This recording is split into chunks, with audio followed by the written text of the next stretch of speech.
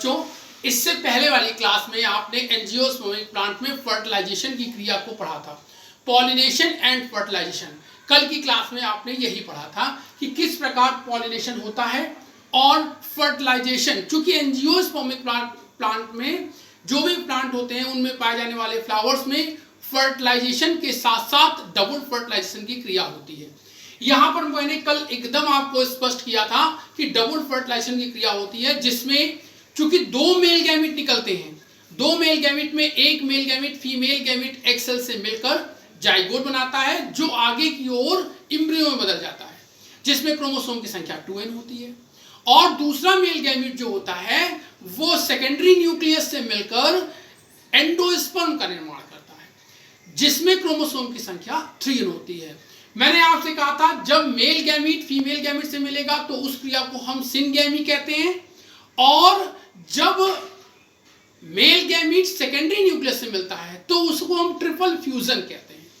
यहां पर स्पष्ट है सिनगैमी और ट्रिपल फ्यूजन की क्रिया जहां साथ साथ पाई जाएगी, इन दोनों को सामूहिक रूप से हम डबल फर्टिलाइजेशन कह देते हैं। जिन प्लांट्स में ये क्रिया पाई जाती है उनमें बनने वाले सीड जो होते हैं वो हेल्थी होते हैं, स्वस्थ होते हैं, क्योंकि उसमें बीज के अंकुरण के समय या सीड के जर्मिनेशन के समय एंडोस्पर्म से भोजन प्राप्त हो जाता है। आज हम आपको पढ़ाते हैं फर्टिलाइजेशन के बाद फ्लावर्स में क्या क्या चेंजेज आते हैं। आज की क्लास का जो विषय है, आपका जो सब्जेक्ट है जिसको मुझे आज पढ़ाना है, changes in flower after fertilization. Fertilization के बाद एक फ्लावर में क्या क्या चेंजेस आते हैं।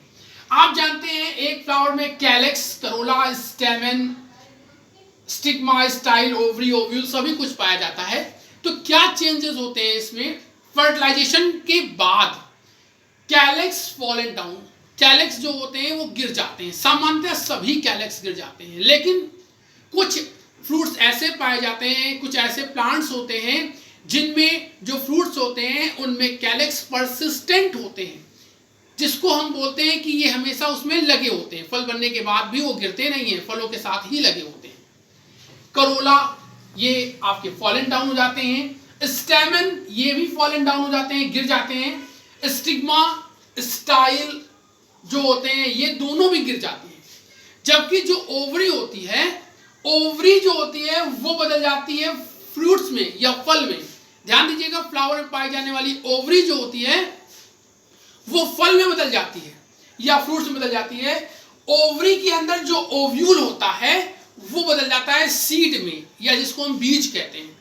ओव्यूल सीड में कन्वर्ट हो जाता है, ओवरी फ्रूट्स में कन्वर्ट हो जाती है। इन दोनों चीजों को याद रखिएगा, ये इंपॉर्टेंट क्वेश्चन है, ये आपका बहुत ज्यादा पूछा जाता है।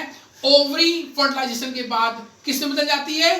फल में बदल जाती है, फ्रूट में, और ओव्यूल किस में बदल जाता है? सीड में बदल जाता है।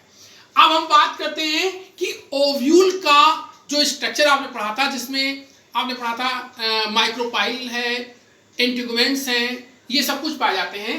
तो चेंजेस इन ओव्यूल, फर्टिलाइजेशन के बाद ओव्यूल में क्या चेंजेस आते हैं? तो यहां पर स्पष्ट है, आउटर इंटीगुमेंट जो होता है वो बदल जाता है टेस्टा में, और इनर इंटीगुमेंट जो होता है वो बदल जाता है टिगमन में।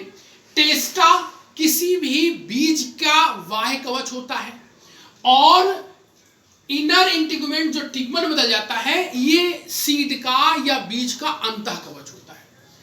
फ्यूनिकल या फ्यूनिकुलस जो होता है, नॉर्मली जो होते हैं ये डिजेनरेट हो जाते हैं, लेकिन कुछ ऐसे फल होते हैं जैसे लीची का नाम आपने सुना है।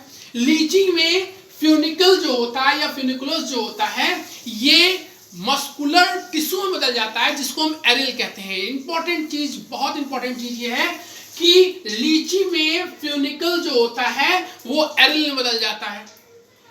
अगला देखिए, माइक्रोपाइल एज सच रहता है। माइक्रोपाइल जो ओव्यूल पाया जाता है, जिसको हम ओव्यूल का माउथ कहते हैं, ये एज सच वैसे ही रहता है, लेकिन कुछ ऐसे सीड्स पाए जाते हैं जैसे कैस्टर बीन, अरंडी के बीच में या कैस्टर बीन के अंदर माइक्रोपाइल के पास इनर इंटीगुमेंट से एक आउटग्रोथ निकल जाती है, जिसको हम कैरेंकल कहते हैं।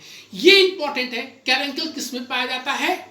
तो कैरेंकल किसमें पाया जाता है? कैस्टर बीन में। किससे बनता है? इनर इंटीग्रेंट से। ये आप याद रखिएगा। यहाँ पर लास्ट में आता है न्यूक्लियस।